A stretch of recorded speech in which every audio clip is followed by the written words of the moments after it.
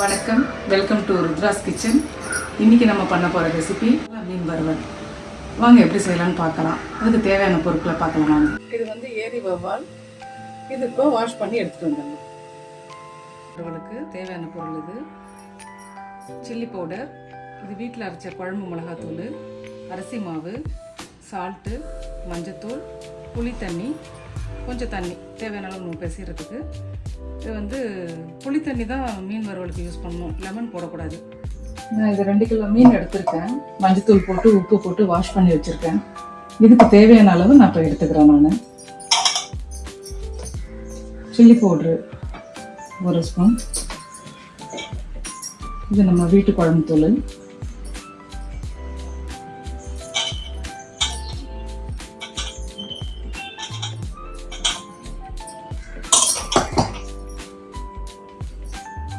மஞ்சத்தூள், அரிசி மாவு. அரிசி மாவு ஏன் போடுறோன்னா, நம்ம அந்த மசாலா வந்து உதிராமல் கல்லில் ஒட்டிக்காமல் நல்லா வரும், அதுக்காக 1.5 ஸ்பூன் போடும். இது வந்து புளித்தண்ணி கம்மியாக போதும், ரொம்ப ஜாஸ்தி வேண்டாம்.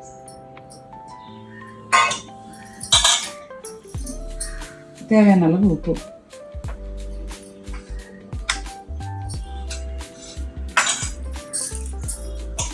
இது நம்ம வந்து கொஞ்சமாக தண்ணி ஊற்றி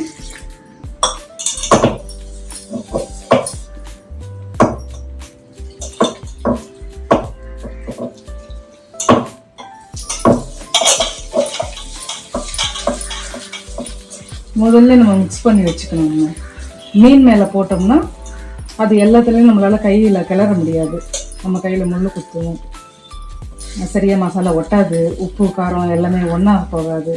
அதனால் இப்படி மிக்ஸ் பண்ணிட்டோம்னா எல்லாத்துலேயுமே நம்ம வந்து எல்லா மீன்லேயும் மசாலா அழகாக போயிடும். இப்போ இது வந்து இந்த கெட்டி பதம் போதும். ரொம்ப தண்ணி ஊற்றி பிசைஞ்சிட்டோம்னா மீன் வந்து ஊற தண்ணி விடும், அப்போ இந்த மசாலாலாம் கழண்டு போயிடும். இந்த அளவு இருந்தால் போதும். இந்த அளவு இருக்கும்போது ஒவ்வொரு மீனாக எடுத்து நம்ம இப்படி கிளறிட்டு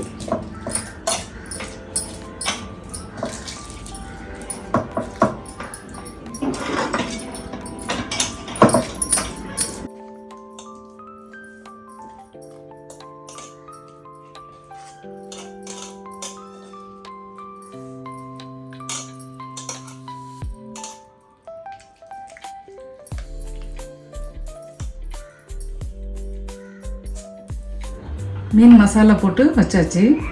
ஒரு 15-20 நிமிஷம் ஊறினா போதும். நல்லா டேஸ்ட்டாக க்ரன்ச்சியாக நல்லா வரும். இப்போ மீன் நல்லா ஊறி இருக்கு. மீன் வறுத்து எடுத்துக்கலாம். எண்ணெய் ஊற்றி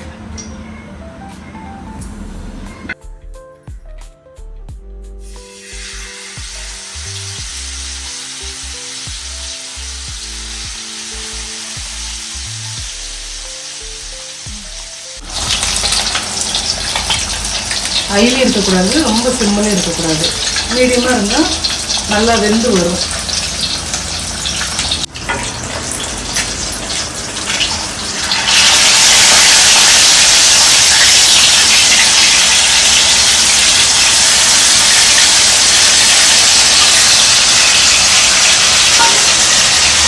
எல்லாமே இந்த மாதிரி வறுத்து எடுத்துக்கலாம்.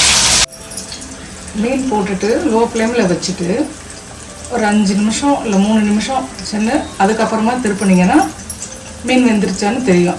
அடிக்கடி திருப்பிக்கிட்டே இருந்தோம்னா மீன் உடஞ்சிடும். அதே போல் வறுக்கிற பொருள் எதுவாக இருந்தாலும் அழகான கல்லில் நம்ம செஞ்சோம்னா அது ஒட்டாமல் நல்லா வரும்.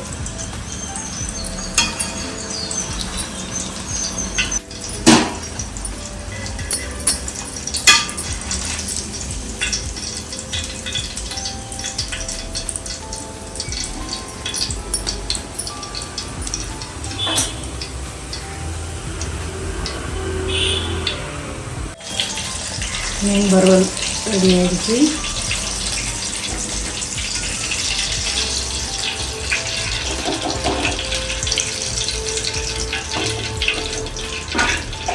மீன் வறுவல் ரெடி ஆகிடுச்சு.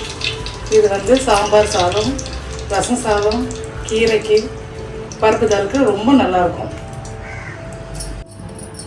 இன்றைக்கி மீன் வறுவலுக்கு நம்ம வீட்டில் சொரக்காய் போட்டு பருப்பு தால் பண்ணியிருக்கேன். வாங்க சாப்பிட்லாம். இந்த பருப்பு தாலோட ரெசிபி இன்னொரு வீடியோவில் சொல்கிறேன். மீன் வறுவல் நான் செஞ்ச மாதிரி செஞ்சு பாருங்கள். ரொம்ப ருசியாக நல்லா வரும். மேலும் வீடியோஸ்க்கு ருத்ராஸ் கிச்சனை ஃபாலோ பண்ணுங்கள். நன்றி, வணக்கம்.